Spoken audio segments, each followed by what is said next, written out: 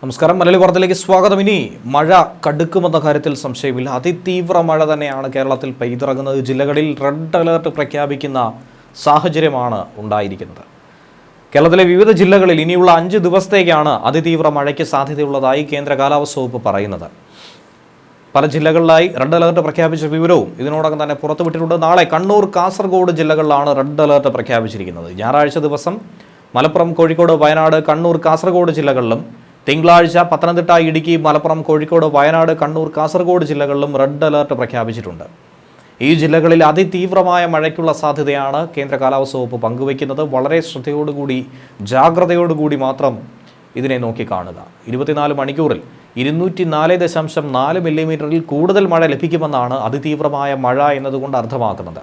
അതുപോലെ നാളെ തൃശ്ശൂർ, മലപ്പുറം, കോഴിക്കോട്, വയനാട്, കണ്ണൂർ, കാസർഗോഡ് ജില്ലകളിൽ ഓറഞ്ച് അലേർട്ടാണ് സമാനമായി പ്രഖ്യാപിച്ചിരിക്കുന്നത്. ഞായറാഴ്ച പത്തനംതിട്ട, കോട്ടയം, എറണാകുളം, ഇടുക്കി, തൃശ്ശൂർ, പാലക്കാട്, മലപ്പുറം, കോഴിക്കോട്, വയനാട് ജില്ലകളിലും തിങ്കളാഴ്ച പത്തനംതിട്ട, ആലപ്പുഴ, കോട്ടയം, ഇടുക്കി, എറണാകുളം, തൃശ്ശൂർ, പാലക്കാട് ജില്ലകളിൽ ഓറഞ്ച് അലേർട്ട് പ്രഖ്യാപിച്ചിട്ടുണ്ട്.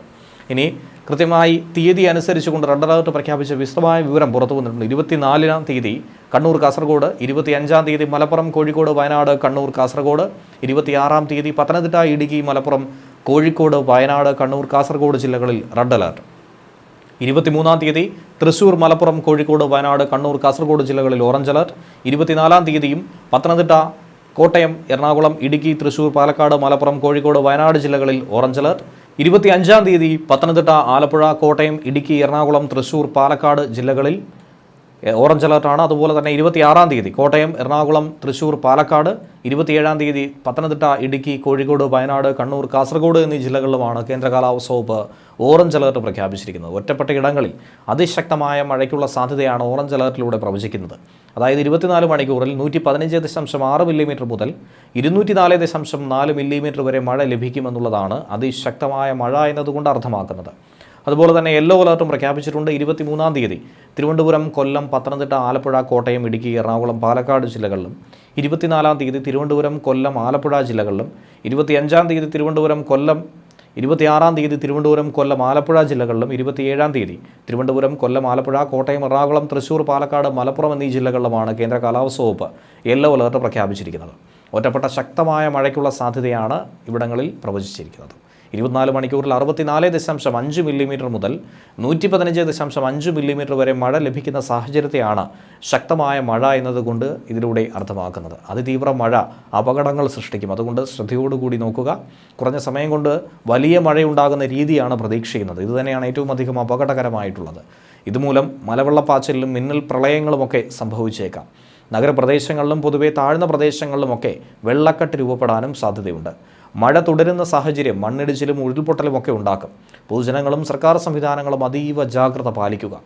അതേസമയം കള്ളക്കടൽ പ്രതിഭാസത്തിൻ്റെ ഭാഗമായി കേരള തീരത്ത് ഇന്ന് രാത്രി 8:30 മുതൽ 0.5 മീറ്റർ മുതൽ 1 മീറ്റർ വരെയും, കന്യാകുമാരി തീരത്ത് 1 മീറ്റർ മുതൽ 1.1 മീറ്റർ വരെയും ഉയർന്ന തിരമാലകൾ കാരണം കടലാക്രമണത്തിന് സാധ്യതയുണ്ടെന്നാണ് ദേശീയ സമുദ്രസ്ഥിതി പഠന ഗവേഷണ കേന്ദ്രം അറിയിച്ചിട്ടുള്ളത്. കേരള, കർണാടക, ലക്ഷദ്വീപ് തീരങ്ങളിൽ തിങ്കളാഴ്ച വരെ മത്സ്യബന്ധനത്തിന് പോകാൻ പാടില്ലെന്നും കേന്ദ്ര കാലാവസ്ഥാ വകുപ്പ് പറയുന്നു.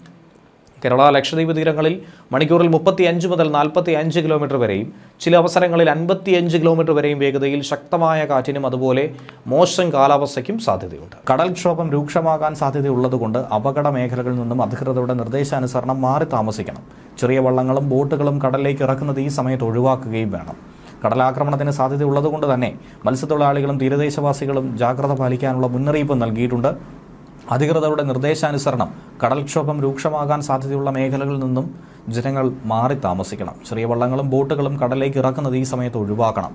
കള്ളക്കടൽ പ്രതിഭാസത്തിനും ഉയർന്ന തിരമാലയ്ക്കും സാധ്യതയുള്ള ഘട്ടത്തിൽ കടലിലേക്ക് മത്സ്യബന്ധന യാനങ്ങൾ ഇറക്കുന്നത് പോലെ തന്നെ അപകടകരമാണ് അവ കരയ്ക്ക് അടുപ്പിക്കുന്നത്.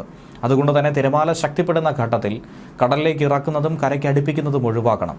ദേശീയ സമുദ്രസ്ഥിതി പഠന ഗവേഷണ കേന്ദ്രം മുന്നറിയിപ്പ് പിൻവലിക്കുന്നതുവരെ ബീച്ചുകൾ കേന്ദ്രീകരിച്ചുള്ള വിനോദസഞ്ചാരം ഉൾപ്പെടെയുള്ള എല്ലാ പ്രവർത്തനങ്ങളിലും ശ്രദ്ധ പുലർത്തണം. മത്സ്യബന്ധന യാനങ്ങൾ, അതായത് ബോട്ട്, വള്ളം മുതലായവ ഹാർബറിൽ സുരക്ഷിതമായി തന്നെ കെട്ടിയിട്ട് സൂക്ഷിക്കണം. വള്ളങ്ങൾ തമ്മിൽ സുരക്ഷിത അകലം പാലിക്കുന്നത് കൂട്ടിയിടിച്ചുള്ള അപകട സാധ്യത ഒഴിവാക്കും. മത്സ്യബന്ധന ഉപകരണങ്ങളുടെ സുരക്ഷയും ഉറപ്പാക്കണം. ബീച്ചിലേക്കുള്ള യാത്രകളും കടലിലിറങ്ങിയുള്ള വിനോദങ്ങളും പൂർണ്ണമായും ഒഴിവാക്കണം. തീരശോഷണത്തിന് സാധ്യത ഉള്ളതുകൊണ്ട് തന്നെ പ്രത്യേകം ജാഗ്രത പുലർത്തണം. ഒപ്പം ഇടിമിന്നൽ ജാഗ്രതാ നിർദ്ദേശങ്ങളും നൽകിയിട്ടുണ്ട്. ഇടിമിന്നൽ അപകടകാരികളാണ്. അവ മനുഷ്യൻ്റെയും മൃഗങ്ങളുടെയും ജീവനും വൈദ്യുത ആശയവിനിമയ ശൃംഖലകൾക്കും വൈദ്യുത ചാലകങ്ങളുമായി ബന്ധിപ്പിച്ചിട്ടുള്ള വീട്ടുപകരണങ്ങൾക്കും വലിയ നാശനഷ്ടം സൃഷ്ടിക്കും. അതുകൊണ്ട് തന്നെ പൊതുജനങ്ങൾ മുൻകരുതൽ നടപടികൾ കാർമേഘം കണ്ടു തുടങ്ങുന്ന സമയം മുതൽ തന്നെ സ്വീകരിക്കേണ്ടതാണ്. ഇടിമിന്നൽ എപ്പോഴും ദൃശ്യമാകണമെന്നില്ല. അതുകൊണ്ട് തന്നെ ഇത്തരം മുൻകരുതൽ നടപടികൾ സ്വീകരിക്കുന്നതിൽ നിന്നും ഒരു കാരണവശാലും വിട്ടു നിൽക്കരുത്. ഇടിമിന്നലിൻ്റെ ആദ്യ ലക്ഷണം കണ്ടു കഴിഞ്ഞാൽ ഉടൻ തന്നെ സുരക്ഷിതമായ കെട്ടിടത്തിനുള്ളിലേക്ക് മാറണം. തുറസായ സ്ഥലങ്ങളിൽ തുടരുന്നത് ഇടിമിന്നലേൽക്കാനുള്ള സാധ്യത വർദ്ധിപ്പിക്കും. ശക്തമായ കാറ്റിനും ഇടിമിന്നലിനും സാധ്യതയുള്ള ഘട്ടത്തിൽ ജനലും വാതിലും അടച്ചിടണം. വാതിലിനും ജനലിനും അടുത്ത് നിൽക്കാതെ ഇരിക്കണം. കെട്ടിടത്തിനകത്ത് തന്നെ ഇരിക്കുക. പരമാവധി ഭിത്തിയിലോ തറയിലോ സ്പർശിക്കാതിരിക്കാൻ ശ്രമിക്കുകയും ചെയ്യണം. ഗ്രഹോപകരണങ്ങളുടെ വൈദ്യുത ബന്ധം വിച്ഛേദിക്കണം. വൈദ്യുതോപകരണങ്ങളുമായിട്ടുള്ള സാമീപ്യം ഇടിമിന്നലുള്ള സമയത്ത് ഒഴിവാക്കണം. ഇടിമിന്നലുള്ള സമയത്ത് ടെലഫോൺ ഉപയോഗിക്കുന്നതും ഒഴിവാക്കണം. മൊബൈൽ ഫോൺ ഉപയോഗിക്കുന്നതുകൊണ്ട് കുഴപ്പമില്ല.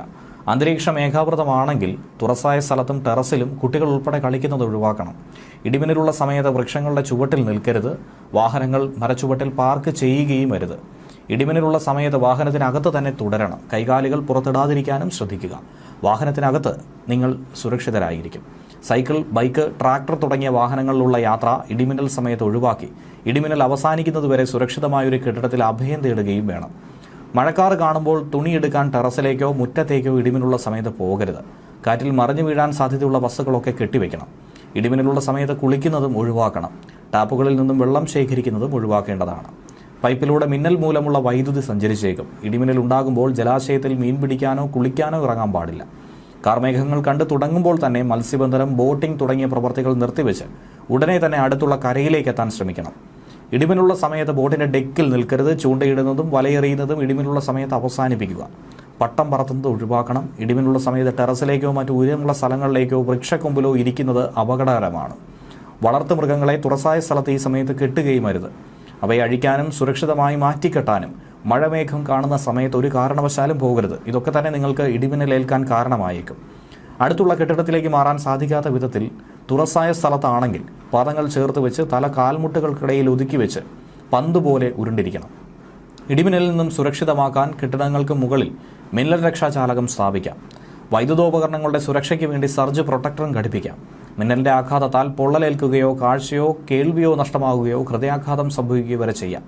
മിന്നലാഘാതമേറ്റ ആളുടെ ശരീരത്തിൽ വൈദ്യുത പ്രവാഹം ഇല്ല എന്നുള്ളത് മനസ്സിലാക്കണം. അതുകൊണ്ട് തന്നെ മിന്നലേറ്റ ആളിന് പ്രഥമ ശുശ്രൂഷ നൽകാൻ മടിക്കരുത്. മിന്നലേറ്റാൽ ആദ്യ 30 സെക്കൻഡ് എന്ന് പറയുന്നത് ജീവൻ രക്ഷിക്കാനുള്ള സുവർണ്ണ നിമിഷങ്ങളാണ്. അതുകൊണ്ട് തന്നെ മിന്നലേറ്റ ആളിന് ഉടൻ തന്നെ വൈദ്യസഹായവും എത്തിക്കണം.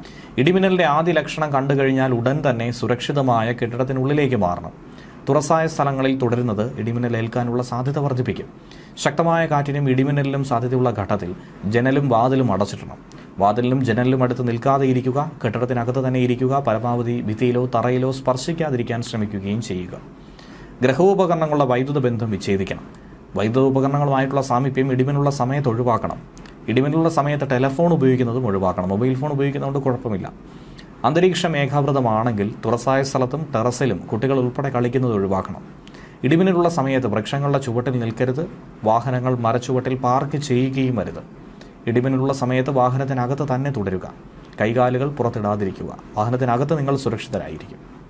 സൈക്കിൾ, ബൈക്ക്, ട്രാക്ടർ തുടങ്ങിയ വാഹനത്തിലുള്ള യാത്ര ഇടിമിന്നൽ സമയത്ത് ഒഴിവാക്കണം. ഇടിമിന്നൽ അവസാനിക്കുന്നതുവരെ സുരക്ഷിതമായ ഒരു കെട്ടിടത്തിനുള്ളിൽ അഭയം തേടുകയും വേണം. മഴക്കാറ് കാണുമ്പോൾ തുണികൾ എടുക്കാൻ ടെറസിലേക്കോ മുറ്റത്തേക്കോ ഇടിമിന്നലുള്ള സമയത്ത് പോകരുത്. കാറ്റിൽ മറിഞ്ഞു വീഴാൻ സാധ്യതയുള്ള വസ്തുക്കളൊക്കെ തന്നെ കെട്ടിവെക്കുക. ഇടിമിന്നലുള്ള സമയത്ത് കുളിക്കുന്നതും ഒഴിവാക്കണം. ടാപ്പുകളിൽ നിന്നും വെള്ളം ശേഖരിക്കുന്നതും ഒഴിവാക്കുക. പൈപ്പിലൂടെ മിന്നൽ മൂലമുള്ള വൈദ്യുതി സഞ്ചരിച്ചേക്കാം. ഇടിമിന്നൽ ഉണ്ടാകുമ്പോൾ ജലാശയത്തിൽ മീൻ പിടിക്കാനോ കുളിക്കാനോ ഇറങ്ങാൻ പാടില്ല. കാർമേഘങ്ങൾ കണ്ടു തുടങ്ങുമ്പോൾ തന്നെ മത്സ്യബന്ധനം, ബോട്ടിംഗ് തുടങ്ങിയ പ്രവർത്തികൾ നിർത്തിവെച്ച് ഉടനെ തന്നെ അടുത്തുള്ള കരയിലേക്ക് എത്താൻ ശ്രമിക്കണം. അതിനിടയിൽ തന്നെ വേനൽ മഴയിൽ ചെറിയൊരു ആശ്വാസം ലഭിക്കുന്നതിനിടയിൽ തന്നെ സംസ്ഥാനത്ത് പകൽ ചൂട് ഉയർന്നു തന്നെ നിൽക്കും. ഉയർന്ന താപനില മുന്നറിയിപ്പ് കാരണം കേരളത്തിലെ 12 ജില്ലകളിലാണ് യെല്ലോ അലർട്ട് പ്രഖ്യാപിച്ചിരിക്കുന്നത്. ഇടുക്കി, വയനാട് ജില്ലകൾ ഒഴികെ മറ്റെല്ലാ ജില്ലകളിലും യെല്ലോ അലർട്ട് പ്രഖ്യാപിച്ചിട്ടുണ്ട്. ഉയർന്ന താപനില പാലക്കാട് ജില്ലയിൽ 37 ഡിഗ്രി സെൽഷ്യസ് വരെയും അലർട്ട് പ്രഖ്യാപിച്ചിരിക്കുന്ന മറ്റു ജില്ലകളിൽ 36 ഡിഗ്രി സെൽഷ്യസ് വരെയും ഉയരാൻ സാധ്യതയുണ്ടെന്നാണ് കേന്ദ്ര കാലാവസ്ഥാ വകുപ്പ് അറിയിച്ചിരിക്കുന്നത്. ഇതോടൊപ്പം വെയിലിനൊപ്പം എത്തുന്ന തരംഗ ദൈർഘ്യം കുറഞ്ഞ വികിരണമാണ് UV. ഇതും അപകടകാരികളാണ്.